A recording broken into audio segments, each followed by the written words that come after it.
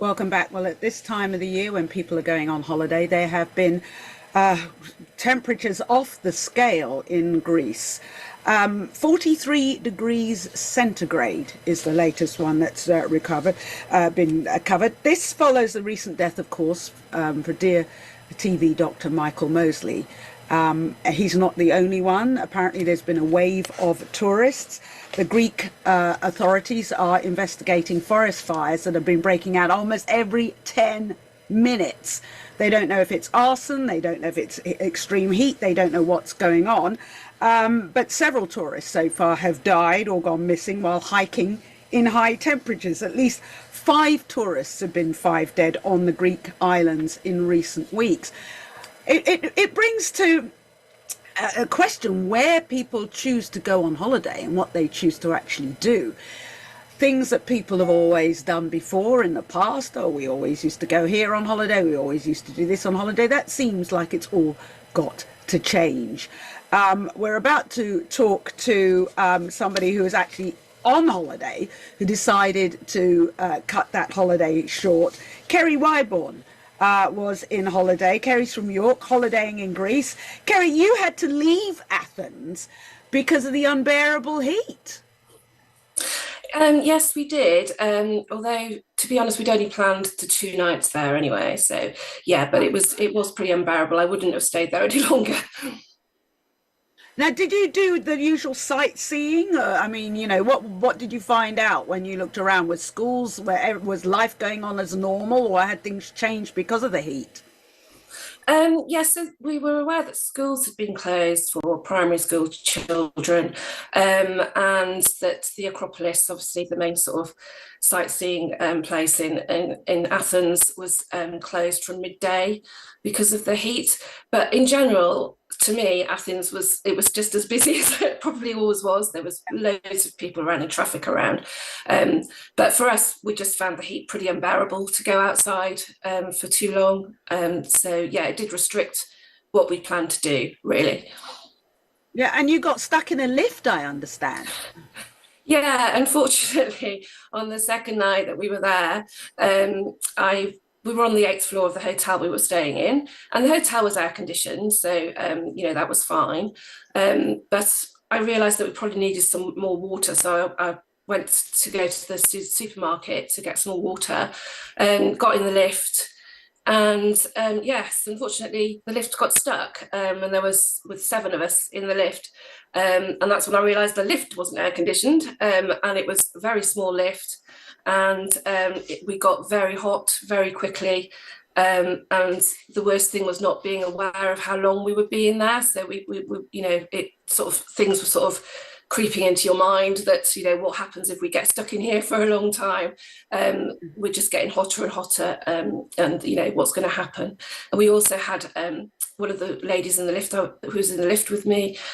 She was claustrophobic, so she was really struggling. Yeah. How long were you there for? How long were you stuck?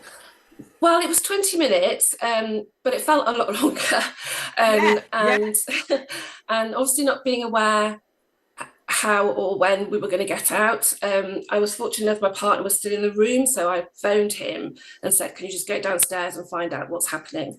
So, Right. although we could hear the muffled voices of people outside the lift trying to do something, being able to talk to my partner helped because he was able to say, "Look, the maintenance man is here. He is going to get you out." So, that was sort of did help things a bit.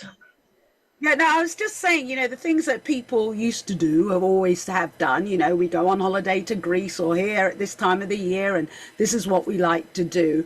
It's going to have to change, isn't it? Because these temperatures are climbing. Even Greece, the Greek government, the environmental minister is saying these are just off the scale, these temperatures.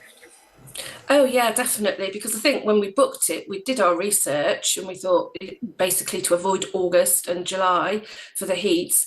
But June, I think the average temperature was in the high 20s, and although it's hot, we thought we could cope. We can cope with Yeah, that. yeah. But it was 10 degrees hotter than that when we got there. So yeah, it was. It certainly makes you think about where and when to go on holiday. And it's you know, so many people will say, oh, there's no such thing as global warming, etc., etc., etc.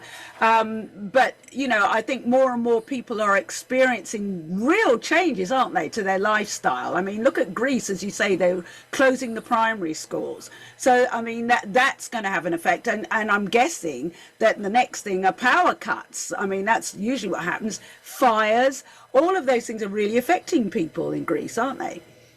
Oh yeah, definitely. And I know that when we were going to the airport, when we left Athens, sort of when it got outside Athens and into the sort of more countryside, and there were lots of trees around, you could see how dry the ground was. And there were a couple of points where there were fire engines obviously on standby.